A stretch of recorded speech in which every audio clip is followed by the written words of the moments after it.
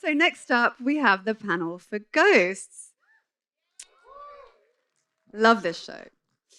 So the story goes, when Samantha, played by Rose McIver, and Jay, played by Utkarsh Ambakar, inherit a rundown old estate and decide to turn it into a bed and breakfast, they don't reckon on the fact that the house is already fully inhabited by an eclectic bunch of ghosts from every imaginable era. There's everyone from a Viking invader who met a sad end in the front garden, to Alexander Hamilton's arch rival, to a 60s hippie who got lost on the way home from Woodstock.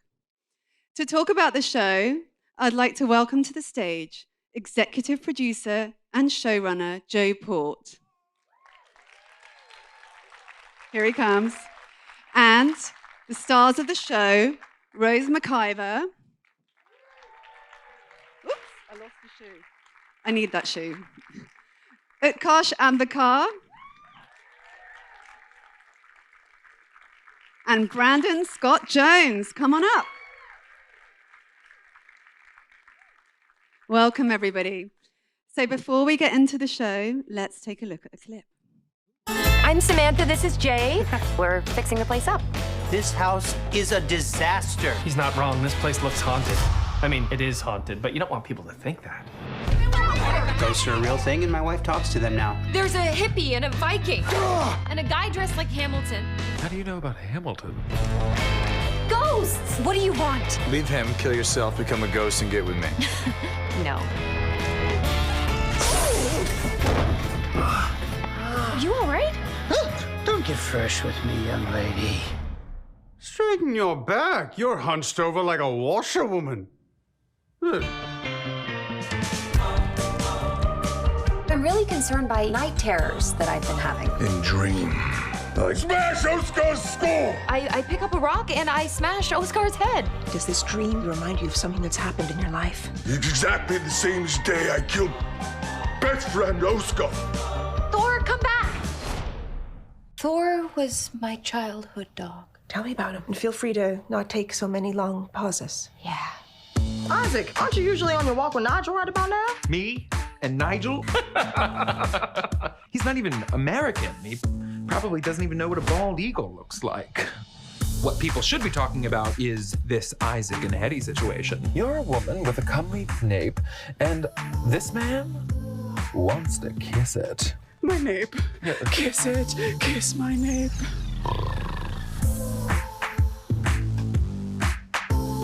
Yes! This isn't my house. This is our house. I really want to smell some pepperoni. This is not the new system. It's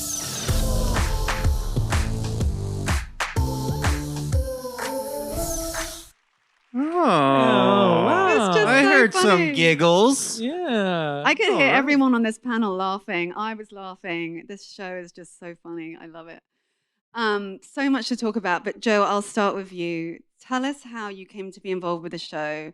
Obviously, as we were talking a little bit backstage about the fact that there's a 2019 BBC British show, the same show, but for British audiences. And I was really curious about deciding to bring this over here and what you did to make that happen.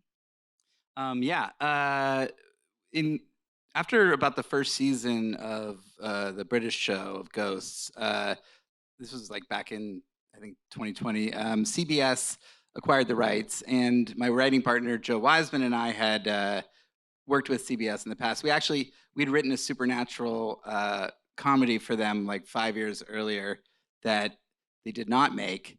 But it was about two vampires who'd been married for 500 years who hated each other, and it was loosely based on me and Wiseman and our long-running sounds amazing. partnership. Yeah. Let's make that.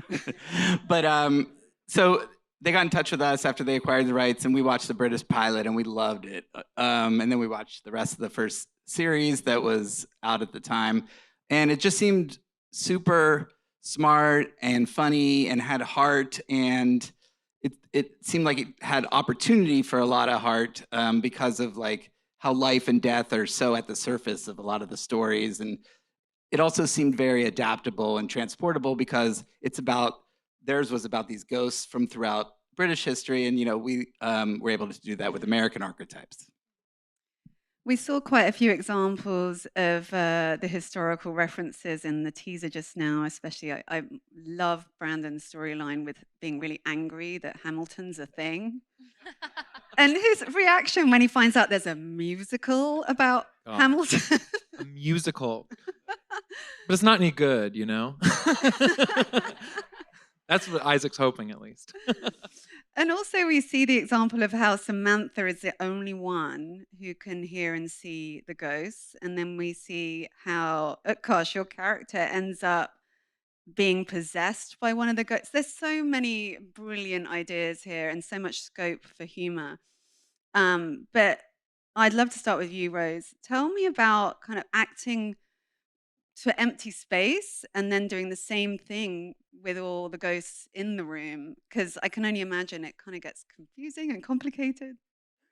It sort of reminds me of those weird auditions you go on where there's one reader next to the camera and you're supposed to play like 10 people around them, and you kind of confuse yourself and you're looking back and responding and screaming in a horror audition, which I don't want to remember, at the wrong person. So I felt like I was well trained for that in some ways, and I just brought my sort of audition skills to the show. It's a lot more make believe, and it's amazing when we get all of them. They give me so much to play with, and I just basically remember that when they're out of the room, and it's the technical kind of mapping them out in the space thing. Fun fact, we are all like hiding behind furniture when she's doing that. Pulling faces. Pulling faces. Yeah. Really making it as challenging as we possibly can for you, but Yeah. you do an incredible job. Brilliant. Utkarsh, I love the possession episode where you are taken over by Hetty, who is Samantha's relative ghost, right? Tell me about doing that. And did you get together with Rebecca Wasocki, who plays Hetty, and try and like practice together how to? Let me tell you be her? something, Antonia. Rebecca Wasocki, she's hands-on. She gets in there. She tried to shape my entire performance. And I wouldn't let her because I'm my own actor.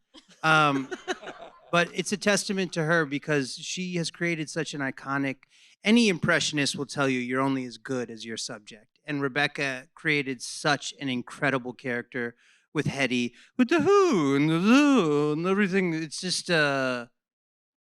she makes it way easier. Let's put it that way. And then our director, Katie Locke O'Brien, kept me from having what she called T-Rex hands. She said, stop doing the T-Rex. After that, that's just paint by numbers. The rest is all just what you see on the screen. No T-Rex hands, and Rebecca Wasocki doing her job. Yeah. I'm pretty sure I do T-Rex hands a lot. I'm going to think about that now. I do it too. Look, it's a problem we all have. Actually, we don't talk Rebecca about and it I- enough.